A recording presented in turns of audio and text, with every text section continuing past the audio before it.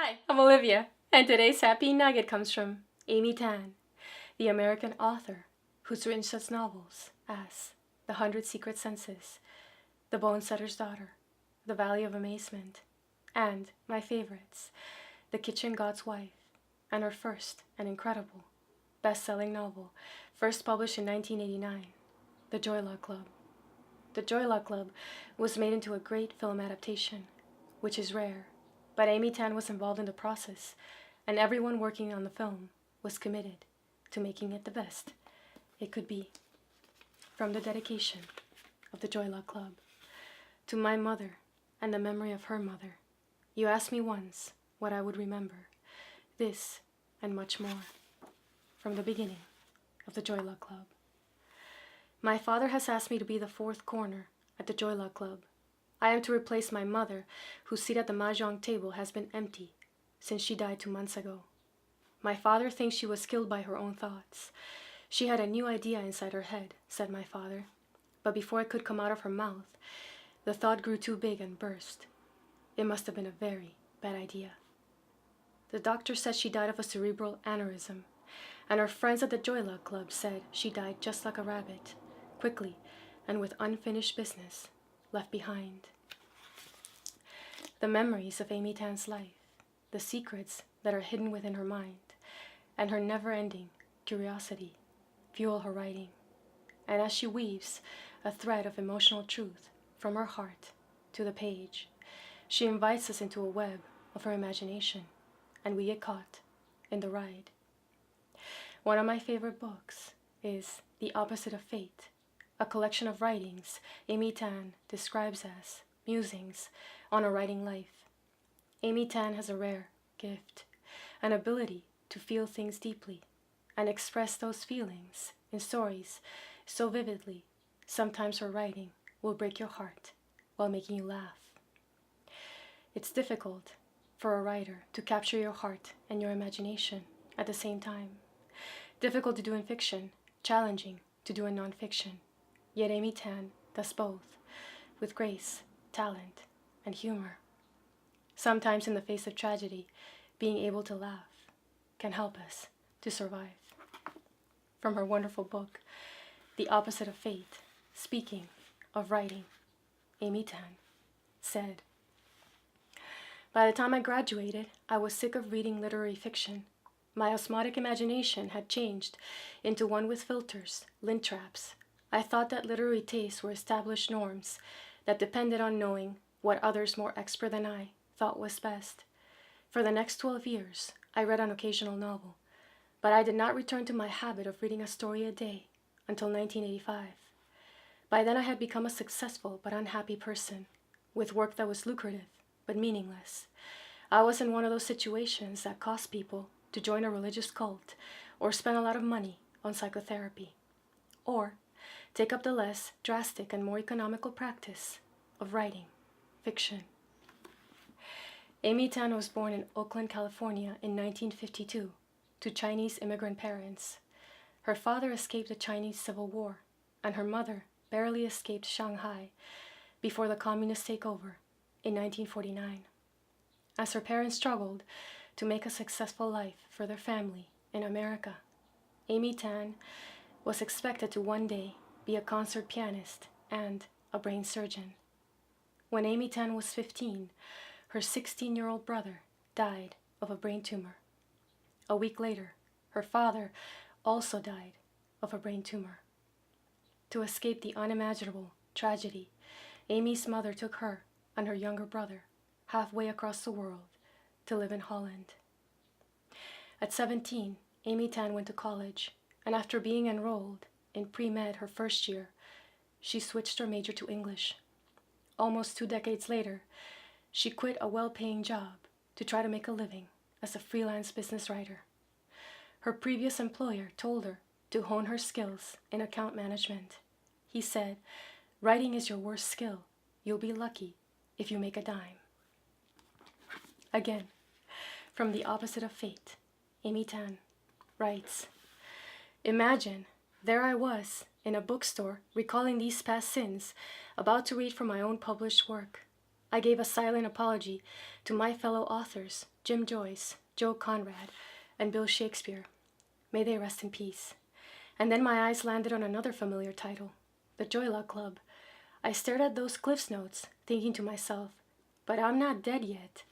I flipped through the pages and found an obituary-like biography of the author, me, Amy Tan.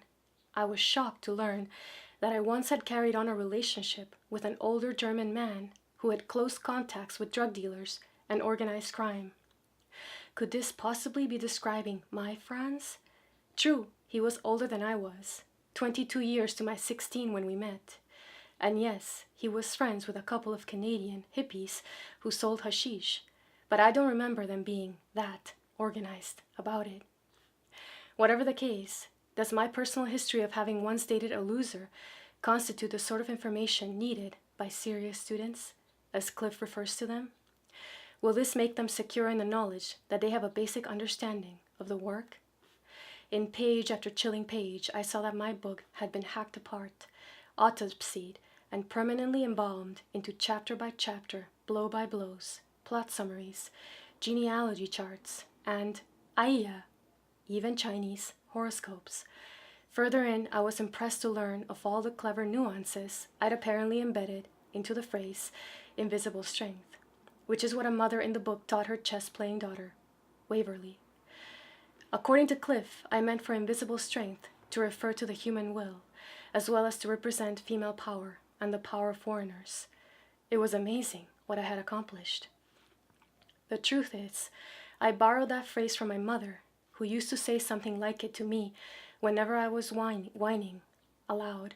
She'd say, "Fang pi bu cho pi bu fang," which is commonly uttered by Chinese parents and which translates approximately to, "There's more power in silence."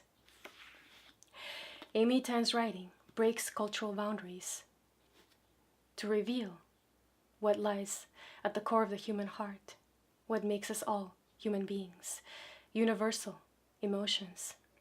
Many critics, scholars, academics, and people try to label Amy Tan, put her in a box, tell her what her writing should mean, or what it means. But Amy Tan remains true to herself, an American writer. What drives Amy Tan's writing is a desire to answer the endless questions she has about her own past, her life, and life in general.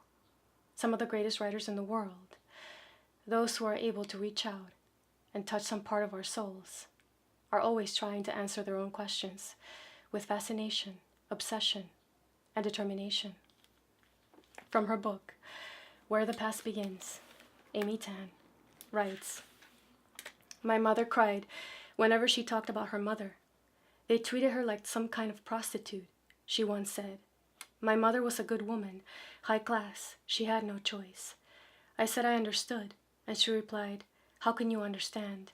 You did not live in China then. You do not know what it's like to have no position in life. I was her daughter. We had no face. We belonged to nobody. This is a shame I can never push off my back." She raged about the lack of respect people showed her mother, and later her, as if they lacked morals and feelings. Her chest would heave like bellows, filling with despair, expelling it as fury. She was right. I didn't understand until recently, when I was treated like a pariah. A few months after the Joy Luck Club was published, a relative complained to my mother that she should not be telling me all these useless stories. "She can't change the past," he said. My mother told him, "It can be changed. I tell her so she can tell everyone, tell the whole world, so they know what my mother suffered. That's how it can be changed." Many of us live the stories of our parents, their shames, their struggles, their battles, as if they were our own. We feel pain, indignation, and anger at our inability to make things right. We can't change the past, but we do have power. We can alter present perception. We can build a better future by telling their stories. In the United States, you can be someone, no matter your social status, no matter where you came from, no matter where your parents came from. In the United States of America, you have the freedom to write your own story. There will always be people eager to tell you who you are, how you should live your life, and what you should think about your own work. Don't let others put you in a box and label you. Look within your own mind, heart, and soul for your own identity. And that's today's Happy Nugget. If you enjoyed this video, please like it, share it, and subscribe. As always, a link below the video, anything I recommend. I hope you have a wonderful day. Thanks for watching. See you next time.